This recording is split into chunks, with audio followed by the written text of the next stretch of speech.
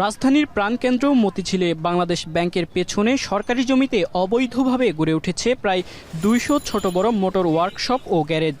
২০ থেকে ২৫ বছর আগে গড়ে ওঠা এসব অবৈধ স্থাপনা উচ্ছেদে ৪ দিনের অভিযান পরিচালনা করছে রাজউক। বৃহস্পতিবার অভিযানের দ্বিতীয় দিনে উচ্ছেদ কার্যক্রম শুরু হয় বেলা ১১টায়। সেনাবাহিনীর তত্ত্বাবধানে উচ্ছেদ অভিযানে অন্তত ১৭ একর সরকারি জমি অধিগ্রহণ করা হবে।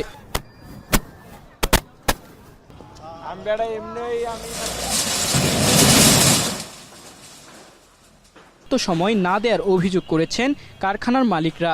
তাদের দাবি, উচ্ছেদ করলেও পুনর্বাসনের কোনো নিশ্চয়তা দেয়নি সরকার। আমরা যে প্রতিষ্ঠান করি আজকে দীর্ঘ ২০ থেকে ২৫ বছর, এখন আমাদের কিছু বকেয়া বিল আছে, কিছু আমরা এখান থেকে এখানে স্থাপনা প্রতিষ্ঠান চেঞ্জ করলে এখানে একটা সময়ের ব্যাপার স্যাপার আছে। কত হাজার মানুষ এখানে কর্মসংস্থানের ব্যাপার আছে, আমরা সবাই এখন একসাথে বেকার হয়ে গেলাম। এই মানুষগুলোর জন্য কোনো এক প্রকার একটা ব্যবস্থা সরকারের পক্ষ থেকে নেওয়া হয় নাই। এখন যদি সেনাবাহিনী যদি সবাই না দেয়, এখন তো আমরা কিছু করার নাই, আমরা নিরীহ মানুষ। এখন মেন কথা হলো রোহিঙ্গারা যদি সময় পাই, আমরা দেশি সাধারণ পাবলিক হয়ে আমরা সময় পাই না। এদিকে রাজউক বলছে, রমজান মাসে স্থাপনা উচ্ছেদের বিষয়ে দখলদারদের সতর্ক করা হয়েছিল।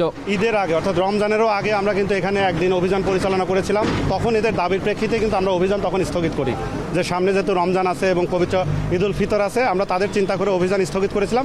এখন আমরা এটা শুরু করেছি।